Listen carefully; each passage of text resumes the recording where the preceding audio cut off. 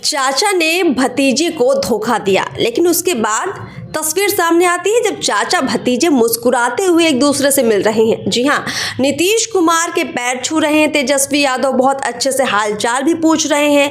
जब लालू यादव नीतीश कुमार के सामने आते हैं तब नीतीश कुमार उनसे भी उनका हालचाल पूछते हैं। ऐसा लगता है जैसे कुछ हुआ ही नहीं हो।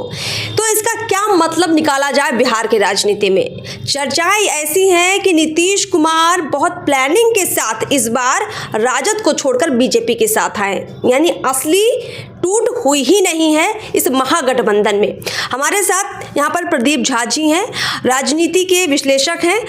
सर, ये जो नई तस्वीरें हैं विचलित कर रही हैं बिहार के लोगों को। लोगों का दिल टूटा जब नीतीश कुमार ने बहुत बार पलटी तो मारी, लेकिन इस बार लोगों को उम्मीद नहीं थी। इस बार की पलटी के बाद लोग बहुत धक्के में आ गए बिहार के लोग, लेकिन अब फिर से लग रहा है कि नीतीश कुमार कुछ करने वाले हैं। क्या कहेंगे आप?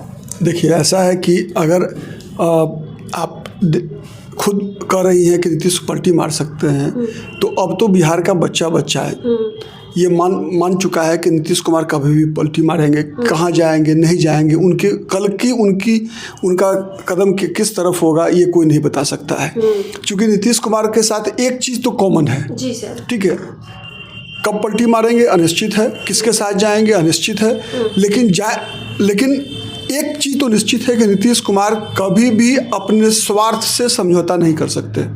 यानी नीतीश कुमार एक जगह टिकेंगे नहीं, ये स्थिर चीज़ है। निश्चित रूप से। अभी नीतीश कुमार क्यों बीजेपी के साथ आए, आप देखिए तो इसमें नीतीश कुमार और बीजेपी का फायदा क्या है। जिस दिन राजद को लगेगा और नीतीश कुमार को लगेगा कि बीजेपी के साथ उनका हित साधना बंद हो गया है, तो फिर राजद के साथ चले जाएंगे। और राजद में भी लालू प्रसाद को लगना चाहिए कि नीतीश के साथ लाने से फायदा क्या है। तो नीतीश कुमार किस लालच में आ गए बीजेपी के साथ? नहीं, दोनों का लालच था। बीजेपी का एक सबसे इस बार की घटना में एक चीज जो ध्यान देने वाली चीज है कि बीजेपी ये चाहती थी कि जो इंडी अलायंस बना था, जिसके सूत्रधार नीतीश कुमार थे, उस इंडी अलायंस को पूरे देश के सामने में नंगा कर दिया जाए। वो कर दिया बीजेपी। हाँ, पर्दाफाश कर दे कि ये लोग केवल और केवल मोदी विरोध में ही इकट्ठा हुए हैं। इन लोगों के पास ना कोई नीति है, ना कोई सिद्धांत है, ना कोई नेतृत्व है, ना कोई कार्यक्रम है। सिर्फ अपनी सीटों का, अपनी कुर्सी का लालच, सिर्फ अपने सांसदों की संख्या किस तरीके से बढ़े, और जो विभिन्न दल के नेताओं के ऊपर जो मुकदमा चल रहा है, तो ये सभी लोग डरे हुए हैं कि नरेंद्र मोदी 2024 में अगर फिर से दोबारा बहुमत से आ गई सरकार, तो बहुत सारे लोग जेल के अंदर होंगे। तो नरेंद्र मोदी से डरे हुए लोग जब एक साथ आए हैं, ठीक है, तो उनका मकसद वही था।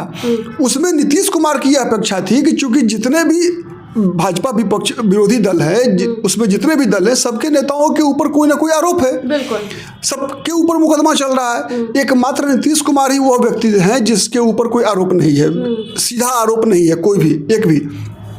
तो नीतीश कुमार ये अपेक्षा कर रहे थे कि जितने विपक्ष के दल हैं वो मजबूरी में उन्हें नेता स्वीकार कर लेगा, यानी इंडी अलायंस उन्हीं को आगे रखे, ये नीतीश कुमार की ख्वाहिश। इंडी अलायंस की मजबूरी होगी। नीतीश कुमार का यह मानना था कि इंडी अलायंस की मजबूरी है कि उन नीतीश कुमार के अलावे दूसरा कोई व्यक्ति उनका नेतृत्व नहीं कर सकता हो, मोदी के सामने खड़ा नहीं हो सकता हो।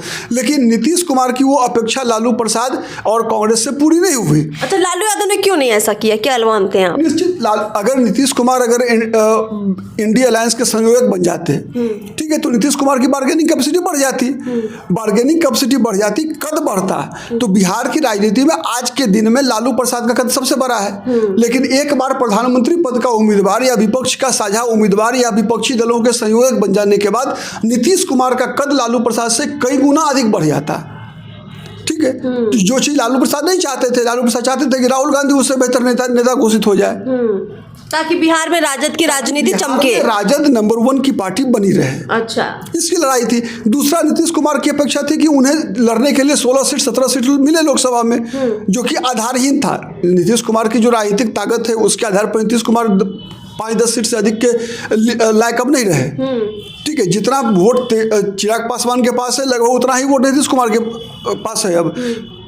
ठीक है, तो इसलिए नीतीश कुमार को उतना सीट देना संभव नहीं था राजद के लिए। देखिए, बिहार में 40 लोकसभा सीटों पर जब महागठबंधन था, इंडिया अलायंस था, तो जदयू ज़्यादा की मांग कर रही थी आपके हिसाब से, और लालू यादव ने उस मांग को जब पूरा नहीं किया तो नीतीश कुमार को ये लगा कि भाई अब हमको किसी तरह से अपने 16-17 MP जितवाने हैं, तो बीजेपी के साथ चले जाएं और अपने मोदी लहर में MP जितवा के हम फिर से खेला करने की तैयारी करें। हो सकता है ऐसा संभव है कि नीतीश कुमार बीजेपी के साथ नरेंद्र मोदी के नाम पर अपने सांसदों को जितवा लें, और जब चुनाव का परिणाम आए, अगर बीजेपी को बहुमत नहीं मिला तो नीतीश कुमार इन्हीं सांसदों के साथ कोई खेल कर सकते हैं।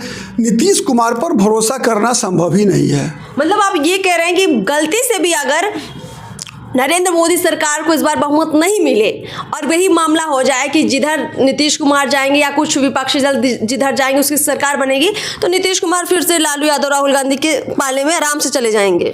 निश्चित, क्योंकि अब नीतीश, जैसे फॉर एग्जाम्पल राजनीति में या सामाजिक जीवन में कुछ होता है लोकलाज। ठीक है, लोग कोई गलत काम करने से डरते हैं कि भाई लोग क्या कहेंगे।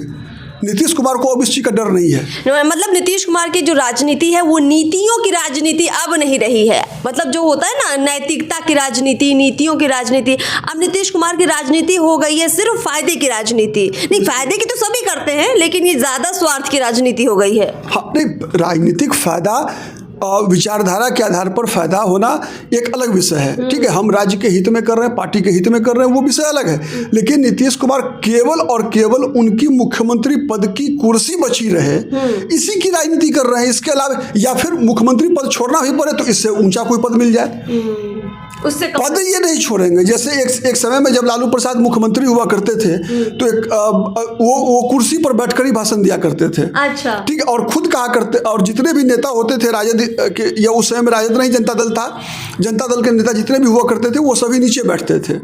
ठीक है, तो लालू प्रसाद से जब पत्रकार लोग पूछते थे कि भाई आप अकेले क्यों कुर्सी में बैठते हैं, तो लालू प्रसाद का कहना था कि बहुत सारे लोग इस कुर्सी पर नजर लगाए बैठे हैं, जहां मैं कुर्सी से खड़ा होऊंगा कि लोग छीन लेगा। अच्छा, ठीक है, तो इसीलिए मैं कुर्सी पर बैठकर ही भाषण देता हूं। तो नीतीश कुमार की स्थिति उससे भी बुरी हो गई है कि ये इनके साथ कोई पलटी मारना, अगर पलटू राम इनका नाम पड़ा, तो आप देखिए बीजेपी भी तो पलटी मारती है, यहाँ राजद भी पलटी मारती है, वामपंथी भी पलटी मारते हैं। यहाँ किसका भी कौन विचारधारा के आधार पर नीतीश कुमार का मूल्यांकन तो कोई नहीं कर रहा है। सब लोग अपनी सुविधा के अनुसार राजनीति कर रहे हैं, और बिहार की जनता तो फुटबॉल बन चुकी है। वोट लोग ले आते हैं किसी गठबंधन के नाम पर, और सरकारें बन जाती है दूसरे गठबंधन की। तो ये नीतीश कुमार का, देखिए अभी हम थोड़ा सा इसके बारे में समझेंगे। नीतीश कुमार का अभी जो इस वक्त लोगों के बीच में जो चर्चाएं हैं, तो लोग भरोसा नहीं कर पा रहे नीतीश कुमार पर, और लोग कह रहे हैं कि हम बीजेपी को वोट दे देंगे, राजद को वोट दे देंगे, पर नीतीश कुमार को नहीं देंगे। आप क्या देख पा रहे हैं इस बार के लोकसभा में? अगर मैदान में नीतीश कुमार मान लीजिए 16-17 सीटों पर उतरेंगे भी, अपने कैंडिडेट उतारेंगे भी, तो लोग कैसे वोट डालेंगे? मतलब क्या बीजेपी का जो कोर वोटर है वो नीतीश कुमार को वोट देगा, या फिर जो जदयू का वोटर है क्या वो बीजेपी को वोट देगा? क्या आप तस्वीर देख पा रहे हैं? देखिए, नीतीश कुमार के साथ अलायंस करने पर बीजेपी को राष्ट्रीय स्तर पर फायदा होगा, लेकिन बिहार में घाटा होगा। बिहार में घाटा है। उसी प्रकार से जब नीतीश कुमार लालू प्रसाद के साथ थे, तो लालू प्रसाद के साथ रहते हुए जब लोकसभा चुनाव लड़ी जाती तो लालू प्रसाद को घाटा होता है नीतीश कुमार को साथ रखने से। हाँ, राष्ट्रीय स्तर पर बीजेपी को नुकसान होता है, मतलब इंडिया अलायंस को कुछ फायदा होता है। नीतीश कुमार बिहार में अपने सहयोगियों के लिए भस्मासुर हैं। भस्मासुर है।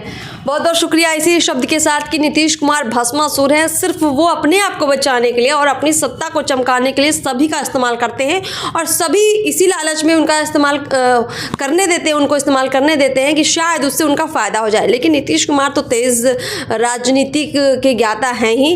अब 24 के चुनाव के बाद नीतीश कुमार फिर खेल ज़रूर करेंगे, ये दावे के साथ हम लोग कह रहे हैं, क्योंकि हमने अभी तक जितने एनालिसिस किए, जितनी चर्चाएं लेकर आए, 100% वो सही साबित हुई हैं। तो अभी हमने ये चर्चा शुरू की है, देखिए आगे आगे क्या होता है। नमस्कार।